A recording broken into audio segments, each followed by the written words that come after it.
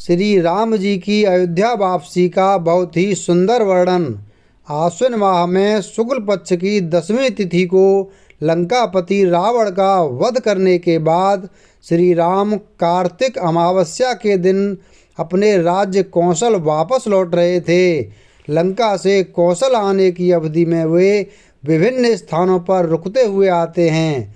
तुलसीदास कृत रामचरितमानस के अनुसार रावण वध के पश्चात जब श्री राम की अयोध्या वापसी की वेला आई तो धर्म अधर्म के इस युद्ध में उनके साथी रहे नील जामवंत हनुमान सुग्रीव आदि दुखी हो गए। अपने साथियों की मनः स्थिति को भांपते हुए श्री राम ने उन्हें भी अपने साथ चलने के लिए कहा। श्री राम और उनके साथियों की इस यात्रा में पुष्पक विमान उनका वाहन बना। कुबेर का पुष्पक विमान उन्हें वायु मार्ग से अयोध्या ले जा रहा था, किंतु श्री राम मार्ग में कई स्थानों पर रुके। सबसे पहले विमान अगस्त ऋषि के आश्रम में पहुंचा। मुनि अगस्त का आश्रम दंडक वन में था। इस आश्रम में उनके साथ कई अन्य मुनि भी रहते थे। दंडक वन पर पड़ाव डालने के बाद श्री राम का पुष्पक विमान चित्रकूट में उतरा। अपना इंतजार कर रहे मुनियों को संतोष दिलाते हुए श्री राम ने वायु मार्ग से यमुना नदी के ऊपर से उड़ान भरी। अब वो प्रयागराज में गंगा यमुना के संगम के समीप पहुंच जाते हैं। यहाँ से वो गंगा माँ को प्रणाम करते हैं और सीता जी को संगम का महात्म समझाते हैं। इस बीच उन्हें अपनी राजधानी अयोध्या के दर्शन भी होते हैं। अब उनका पुष्पक विमान प्रयागराज में पड़ाव डालता है। यहाँ पर त्रिवेणी में स्नान करने के उपरांत वो बंदरों और ब्राह्मणों को भोज भी कराते हैं। यहाँ से भगवान श्री राम ने अपने आगमन की प्रथम सूचना अयोध्या संप्रेषित की।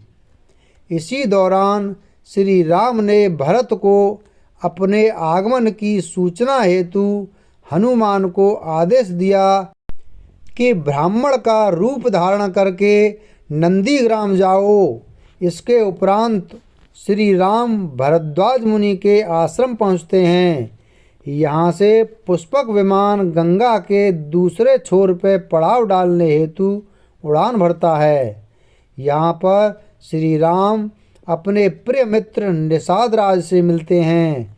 सीता गंगा की पूजा अर्चना करती हैं और आशीर्वाद ग्रहण करती हैं। अब विमान अयोध्या के लिए उड़ान भरता है।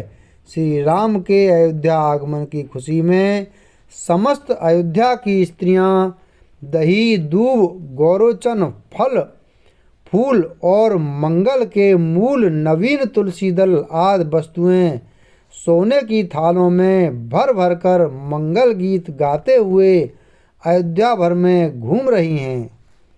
श्री राम को आते देखकर समस्त अयोध्या नगरी सौंदर्य की खान हो गई है। सरयू जल अति निर्मल हो गया है। अयोध्या का प्रत्येक नागरिक श्री राम की एक झलक पाने को व्याकुल है। जो जिस दशा में है वो उसी दशा में बाहर दौड़ा चला आ रहा है।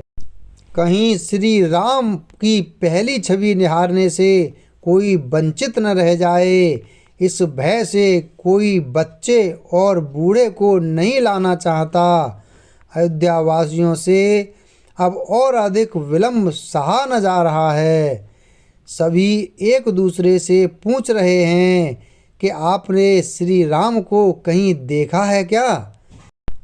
इनके साथ ही स्तुति पुराण के जानकार सूत समस्त वैतालिक भाट लोग भी श्री राम के दर्शन के लिए अयोध्या से बाहर आते हैं। गुरु वशिष्ठ, कुटुंबी, छोटे भाई शत्रुघ्न तथा ब्राह्मणों के समूह के साथ भरत अत्यंत हर्षित होकर कृपा निधान श्री राम की अगवानी हेतु राजमहल के बाहर आते हैं। अयोध्या की बहुत सी स्त्रियां अपनी अटारियों पर चढ़कर आकाश की ओर देख रही हैं। श्री राम के पुष्पक विमान को देखकर मंगल गीत भी गा रही हैं। श्री राम का पुष्पक विमान अब अयोध्या में उतर चुका है। प्रभु श्री राम पूर्णिमा के चंद्रमा हैं तथा अवधपुर समुद्र है जो उस पूर्ण चंद्र को देखकर हर्षित हो रहा है और कोलाहल करता हुआ बढ़ रहा है।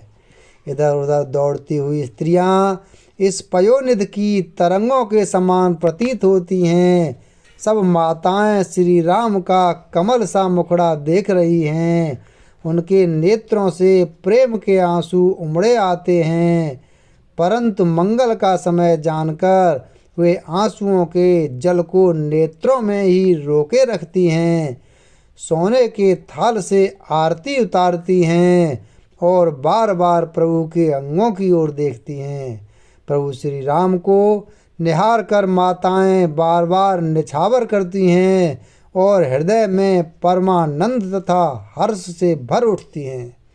माता कौशल्या बार बार अपने पुत्र श्री राम को निहारती हैं। सर्वप्रथम श्री राम ने अयोध्या की पावन धरती व गुरु वशिष्ठ को प्रणाम किया।